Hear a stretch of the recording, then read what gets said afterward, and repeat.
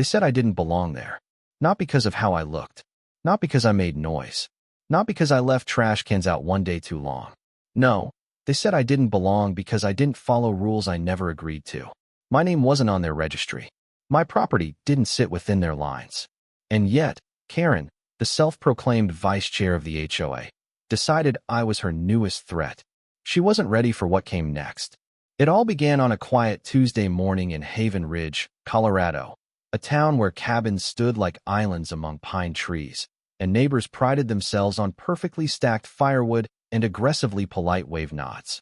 It was the kind of place where you retired early or worked remotely and grew obsessed with hummingbird feeders. I was both, semi-retired and definitely remote. My name is Malcolm Graves, and I didn't just live in this neighborhood. I lived in the part of it that predated the HOA entirely. My house had stood here since the 80s, long before Karen and her pastel militia started patrolling the block with clipboards and phrases like community compliance. To be clear, I wasn't one of them. I wasn't under them. And that drove Karen insane. She called my yard non-compliant. She claimed my shed was blocking the neighborhood's energy flow. She said my motion sensors were suspicious. Most of all, she believed I was a squatter, an imposter squatting on the edge of her suburban kingdom. She wasn't entirely wrong about me being watched, but she had no idea who was doing the watching. It started with the sprinklers. Mine turned on precisely at 3 a.m. and rotated with almost military precision. The grass stayed impossibly green, even through the dry season. A small dome-shaped robot would roll out once a week, scan the garden, and whisper, "Hydration complete," in a flat voice. Karen watched, obsessively. Then came the flyers.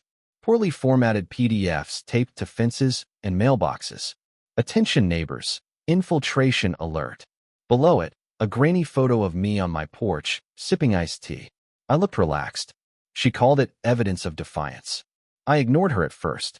You learn to let people like that talk themselves out. But Karen wasn't just persistent, she was determined. And when she crossed the line, literally, I had to act. That day, I was reading under the ponderosa pine I'd planted 15 years ago. The sky was crisp, the air cool, and the wind carried just enough pine scent to remind me why I chose this place. That peace shattered when Karen marched up to my fence in a velour tracksuit, waving her phone like it was a badge. "You have 5 seconds to leave this property," she snapped, hands trembling. "Or I'm calling HOA security." I didn't move, just took a slow sip of my tea and looked her in the eye. "Would you like to speak to the Secret Service agent in the car first?" I said. "Or after you hang up?" She blinked, and then the black SUV door opened. Karen froze. Standing at the edge of the tree line was Rivera, clean-shaven, sunglasses on, suit crisp despite the gravel under his feet. He said nothing, just stood, watching. And Karen? She did exactly what you'd expect from someone who had no idea how far she'd overstepped. She doubled down. Within 48 hours, she had gone full paranoid patriot. She created a live stream series titled Operation Neighborhood Integrity, in which she claimed I was part of a shadow government initiative to embed surveillance into suburban spaces using lawn technology. Yes, lawn technology. She set up folding tables on her lawn, passed out printed diagrams of my property, and highlighted suspicious objects with red arrows. One circled my mailbox. Another pointed at my rain barrel. The third, a plastic garden gnome I'd picked up at a truck stop. She claimed it was a micronode receiver. Rivera, to his credit, didn't laugh. At least, not in front of her. When I asked him whether we should be concerned, he just shrugged. "Let her talk," he said. "The more she talks, the more ridiculous she becomes." That was the plan. But Karen wasn't just loud. She was organized. She built a following of 3.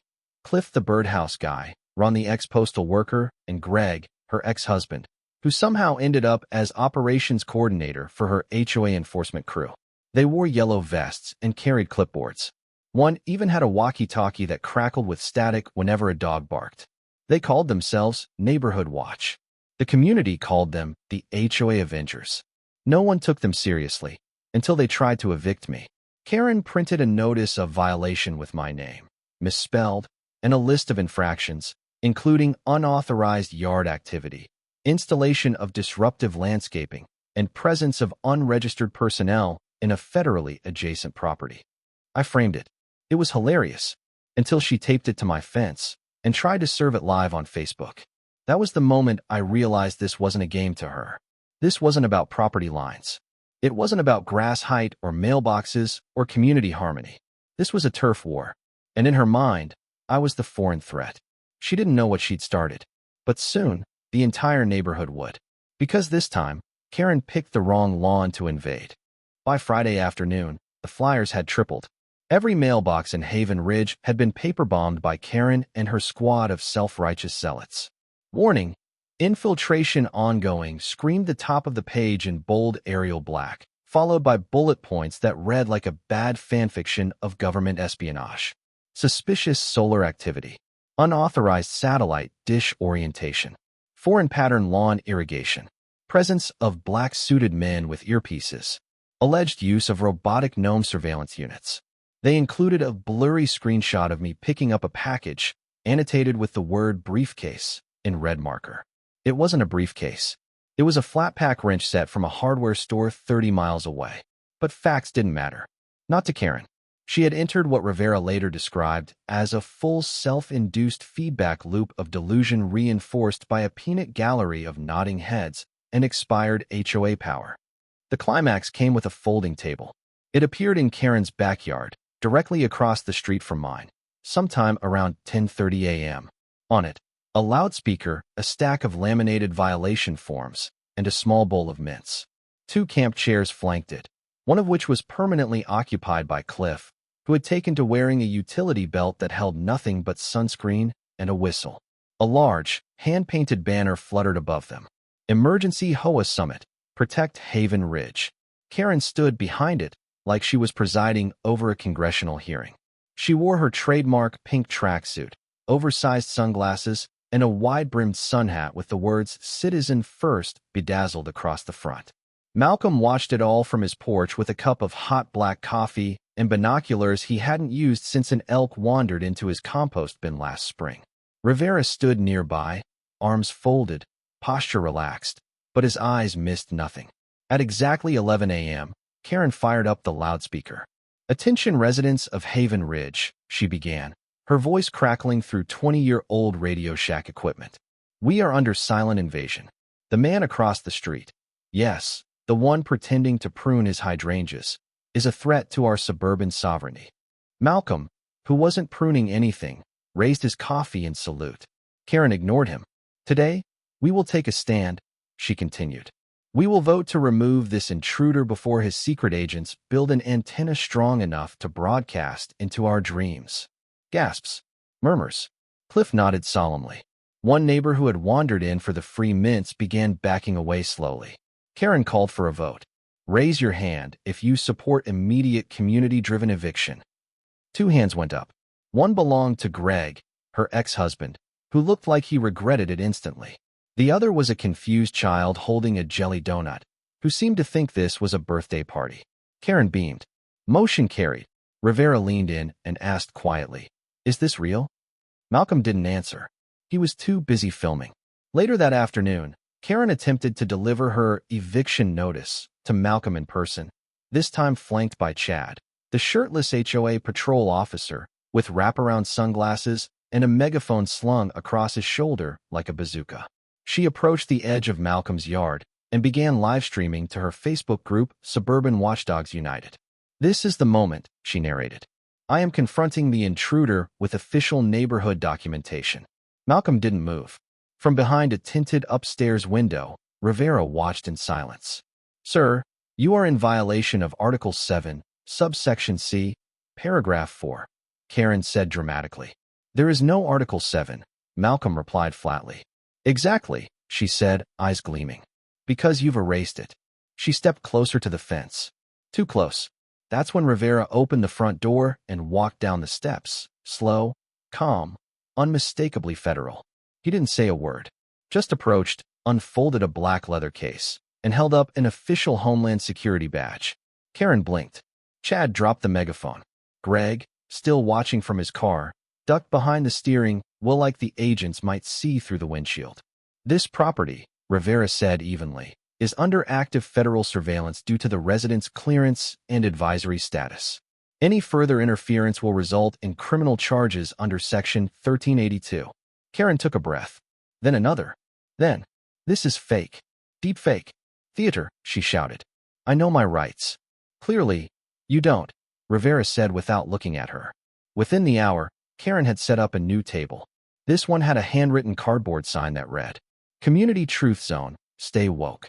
She pinned new printouts to the back fence, screenshots from Malcolm's security footage, diagrams of his satellite dish, and a sketch of a humanoid figure holding a suitcase with the caption, Who is he? She live-streamed again. We are being monitored, she whispered into the phone. There's a listening tower in his chimney. I've heard the hum. Across the street, Malcolm sipped tea. I think I liked her better when she was just annoying, he said.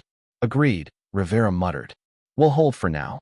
But if she crosses the property line again. He didn't finish the sentence. He didn't have to. For most people, a fence is just a line, a border, an unspoken agreement. For Karen Matheson, it was a challenge. The sign had gone up the night before. A sleek metal placard, drilled into a custom post by a quiet team in the middle of the night. No noise, no flashing lights, just efficiency. It read, Federal Surveillance Zone. Entry restricted under Title 18 U.S. Code Section 1382. It wasn't a threat. It was the law. And to Karen, it may as well have been a dare written in blood. By dawn, she was pacing the sidewalk in her robe, narrating into her phone. They think they can scare us with signs and government acronyms, she muttered. But this is still America. And I have the right to know what's happening in my neighborhood. She wasn't live streaming this time. She was recording, just in case it had to be submitted to Congress. Across the street, Malcolm watched through a narrow window, his tablet streaming the live feed from the fence sensor. Beside him, Rivera reviewed the perimeter logs. No movement. No breach. Yet, then it happened. Karen stepped onto the property. She crouched beside the pole, touched the base of the surveillance tower with her finger, and whispered into her phone. See? Nothing. No alarms. No feds. Just lies. The sensor pinged. Within seconds, a silent alert transmitted to the federal system. Less than 20 minutes later, a black SUV rolled into the neighborhood. Not fast. Not loud. Just smooth and final. Karen didn't hear it. She was too busy walking slow laps along the property edge, camera panning across Malcolm's windows. The agents approached on foot. Calm. Professional. Not a word spoken until they were within range. Ma'am, one of them said, you're trespassing on federally protected property. You are under arrest. Karen spun, eyes wide. What? You can't do that. This is a setup. This is entrapment. It wasn't. The cuffs clicked. Her phone dropped. The neighbors emerged from their houses like prairie dogs in a windstorm, blinking, cautious, drawn to the unfolding scene like rubberneckers on the highway.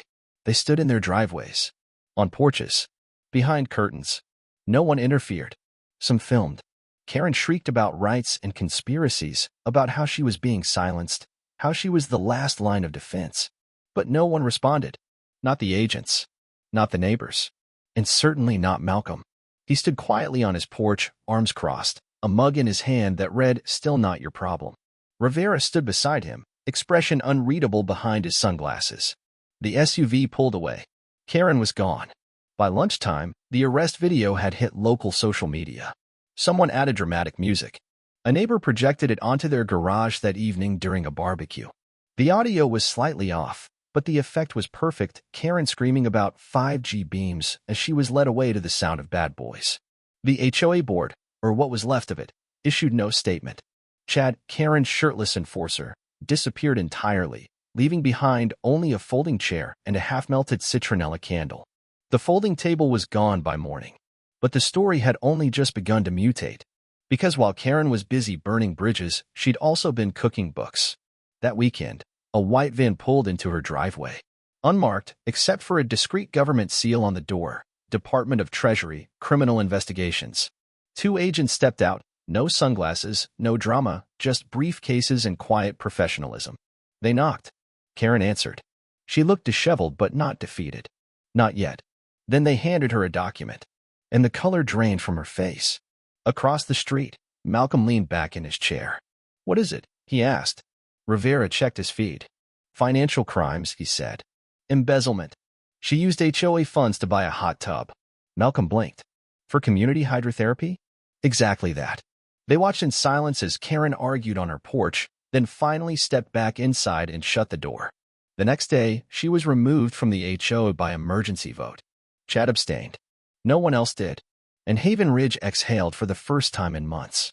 She didn't slam the door. She didn't scream or throw flyers or ran into a phone. She just sat there. On the porch steps of her once-conquered kingdom, Karen Dolores Matheson wore a plain gray sweatshirt and oversized sunglasses. At her feet, a tote bag stuffed with binders, clipboards, and what looked like a hand-painted HOA enforcer badge rested silently.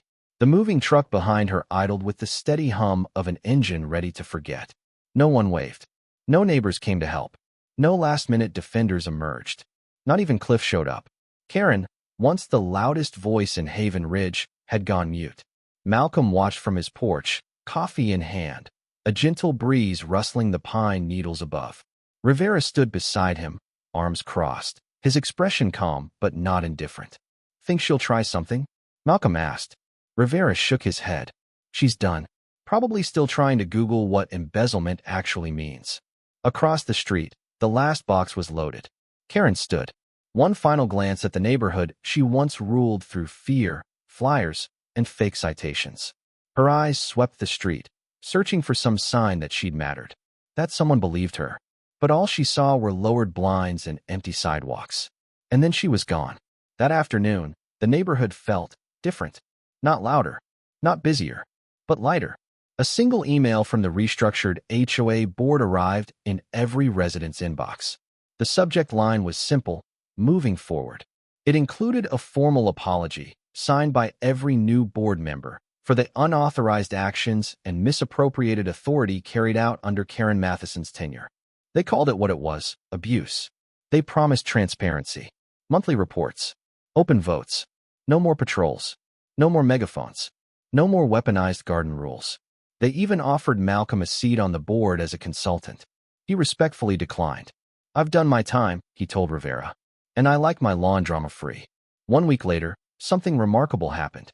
Malcolm returned home from a supply run to find a wooden bench under his pine tree, the same one he'd been sitting beneath when Karen first accused him of being an intruder. It wasn't store-bought. It had been hand-carved, sanded smooth, and sealed with care.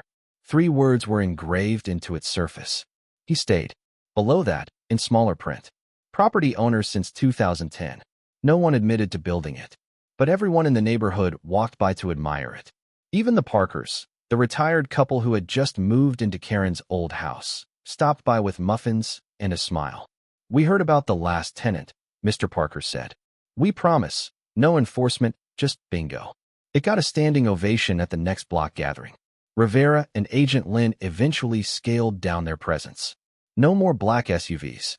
Just a discreet rotation of quiet surveillance and a few additional safeguards Malcolm insisted on keeping. One morning, Malcolm caught Rivera tossing a tennis ball with a neighbor's dog, laughing like someone who finally fell off duty. The neighborhood healed in layers. Bit by bit, kids rode bikes again without being accused of property disturbance. Garden clubs resumed. Weekend cookouts returned. The tent in Karen's front yard had been replaced with a vegetable patch. And the HOA newsletter stopped including veiled threats and started including casserole recipes. Peace returned to Haven Ridge, not because someone shouted louder than Karen, but because someone didn't flinch. A few weeks later, Malcolm stepped out to check his mailbox and saw 2 teenagers from down the street standing at his fence, whispering. "That's him," one of them said. "The guy with the agents. The one who made Karen disappear?" Malcolm smiled. He didn't say a word, just walked back up his steps and sat under his tree, iced tea in hand, drones circling lazily overhead as part of the regular sweep. He wasn't watching the neighborhood anymore. The neighborhood was watching him. And if another clipboard ever showed up at his fence again, if another emergency vote or eviction attempt came knocking, he wouldn't need to raise his voice. He'd simply stay in his chair, because he had never left. Not once. Not even when she called him a trespasser. Because this was his home, and he had already won.